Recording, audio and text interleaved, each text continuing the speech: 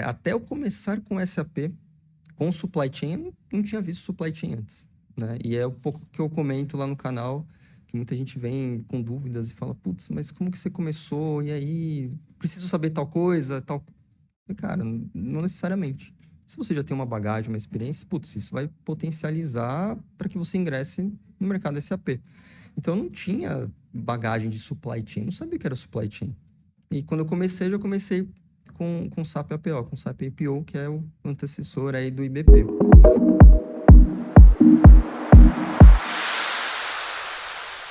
E, obviamente, supply chain, grandes empresas, grandes clientes. Então, você já vai meio que na fogueira ali, né? E até brinco com o pessoal, assim, até na própria consultoria, eu brinco e falo, eu não gosto muito do termo se vira, né? Meio perigoso esse termo, né? Mas naquela época eu me virava. Assim, ó, tinham outros consultores juntos que apoiavam, mas era você contra você mesmo, né? Então eu passo um pouquinho, assim, para a galera que está chegando, a galera mais nova, principalmente, e até pelo meu papel dentro da consultoria de liderança e tudo mais, eu passo um pouquinho dessa calma que não vai estar sozinho. Você tem uma base ali, tem pessoas por trás que vão te direcionar também. Então, naquela época foi meio que no se vira e, cara, deu certo. E aí acho que um ponto importante, assim, que eu já quero deixar para o pessoal que tá chegando, para a galera nova de faculdade, que tá se formando, ainda tá meio... A gente sabe que às vezes fica meio perdido, né, para iniciar a carreira. Ansioso. É ter calma e, assim, ter um objetivo, né? Às vezes você não sabe o que você quer, mas no fundo ali você já tem uma predisposição, vamos dizer assim, com alguma coisa. Já tem aptidões.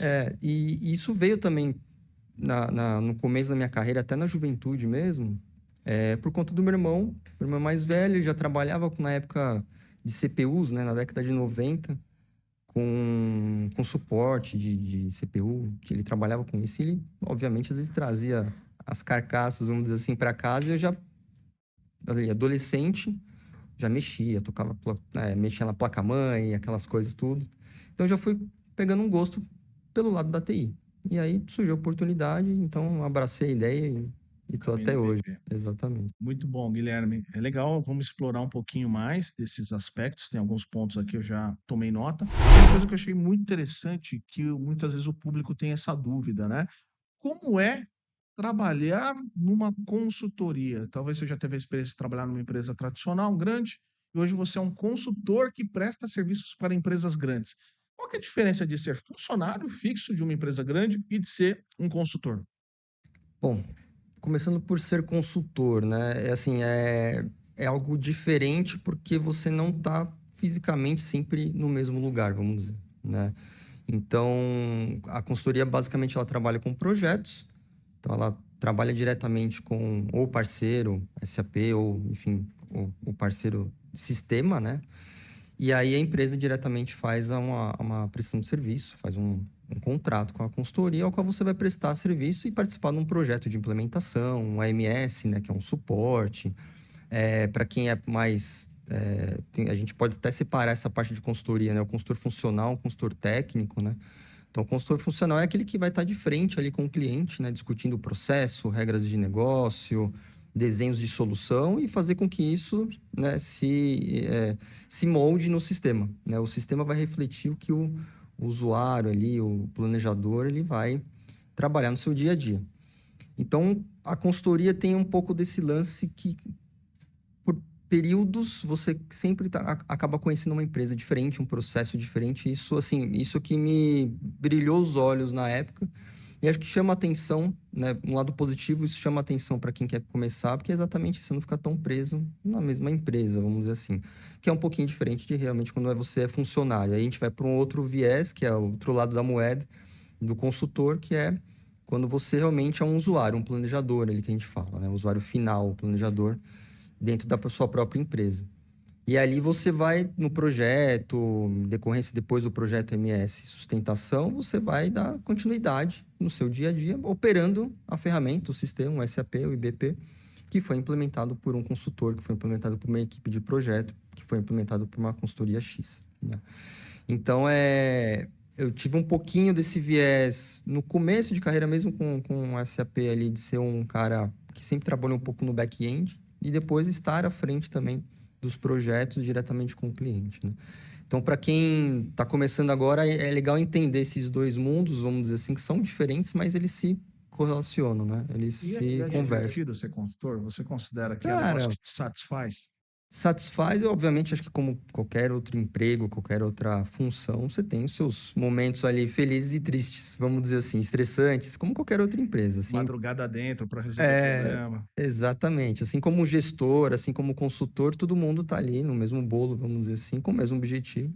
E é normal, a gente tem que ter esse jogo de cintura. Eu falo muito dessa questão de experiência de que você vai adquirindo não só sistêmica, né, mas também de postura, de como você vai conversar, de como você vai lidar em situações boas e ruins, momentos de estresse, quando você é pego de surpresa. Então, acho que isso é uma das soft skills, vamos dizer assim, que acho que quem quer ingressar no mercado SAP como consultor, acho que precisa ter em mente que em algum momento você precisa ter um pouco mais de atenção com relação a isso. Tem que ser mais flexível para ser um bom consultor, né? Exatamente, você tem que ter ali, não vou dizer agradar, mas você tem que entender também o outro lado, né? Então, assim, é um cliente, é seu cliente ali, né? Ele, vamos dizer, ele está pagando por um serviço, né? Tem um investimento ali atrás. E ele investe em pessoas e sistemas, né? Então, esse equilíbrio entre você ser um cara técnico, que você vai lá, implementa um sistema, dá um suporte, dá um treinamento, ao mesmo tempo você tem que ser um gestor de pessoas também. Acho que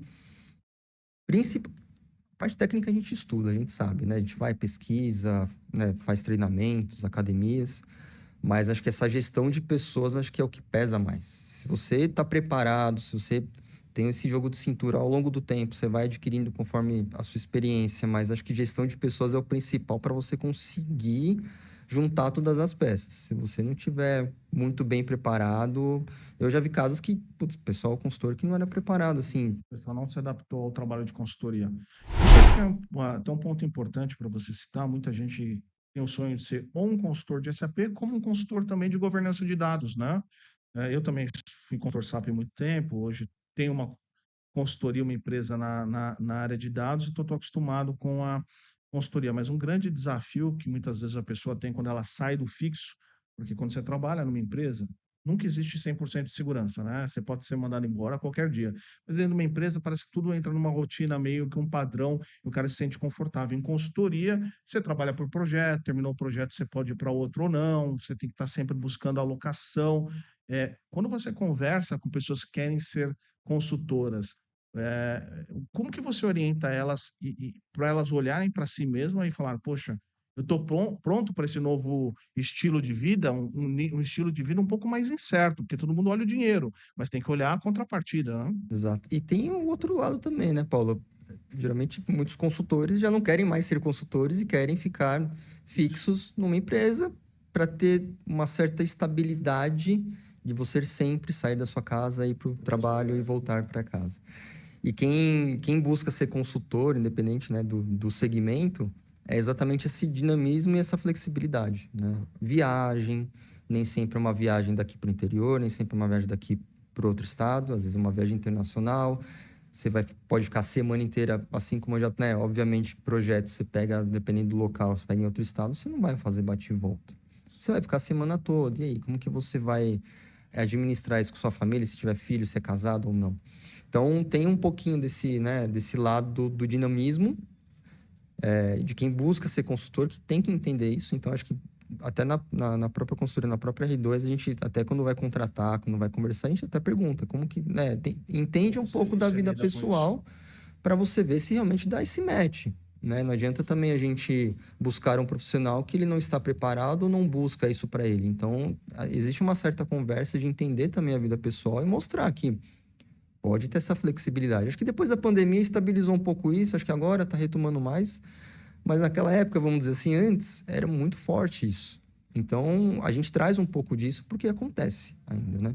E é o que eu falei, tem os dois lados, né? Tem o lado também do consultor, às vezes tem já um certo tempo de carreira, quer uma certa estabilidade, tem filho, né? Sossegar. Quando começou era solteiro, depois casou, a vida pessoal vai mudando, é natural. E acho que também o lado profissional deve ir acompanhando um pouco disso também. Então, quando as pessoas veem, você é consultor, como que funciona? Como que é o dia a dia de um consultor? Então, tem esse dinamismo, essa flexibilidade, né? E é bem o que você falou, cada hora é um projeto, cada hora é um lugar, um cliente, um local. E quando você está numa empresa, você tem essa rotina, vamos dizer, né? De sair de casa, ir para lá, faz o seu arroz com feijão e tá tudo certo. E acho que as pessoas às vezes não saem um pouco da zona de conforto.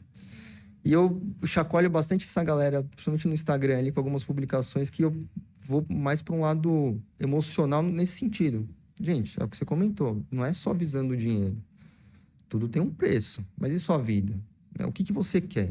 Né? Eu comentei até para a galera nova que está chegando e que ainda é época de faculdade, que não sabe o que quer, tem que já ir direcionando, porque às vezes o pessoal só olha o dinheiro, consultor ganha muito, não sei, mas e o por trás disso? Bônus, E né? o por Você trás? tá Tá preparado. preparado? É o que você quer?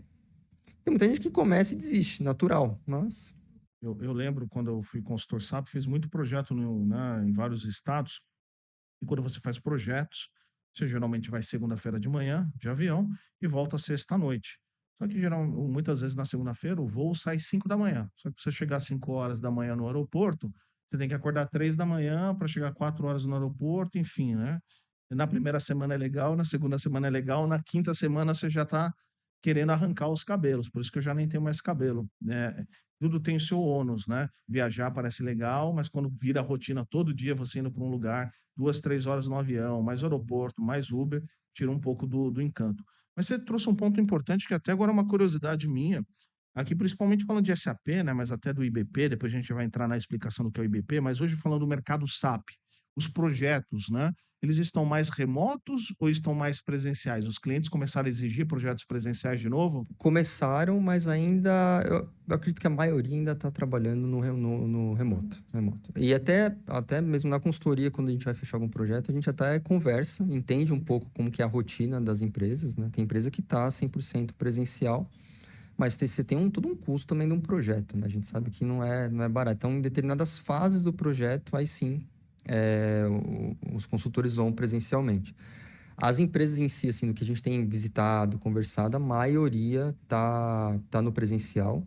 Algumas trabalham em modelo híbrido e também depende um pouco das funções, né? Tem função que é possível você ficar de casa e outras que, Não infelizmente, tem que jeito, quando né? voltou a pandemia, Alguém tem que estar no CD para pegar a mercadoria, né? exatamente. Quando Não você tem vai para o como. operacional ali para execução, não tem como, vida continua, mas quem está mais na parte de planejamento, administrativo, gestão, aí você consegue ter essa flexibilidade. Mas, assim, falando, né, nós ali na I2 é mais. A gente segue também, obviamente, o que o cliente define, mas de contrapartida a gente está muito mais remoto, mesmo depois da pandemia. Presencial. E aí, em determinadas fases, a gente negocia um Pode fazer o presencial, teste, o go live, fases mais é importantes, presencial. exatamente.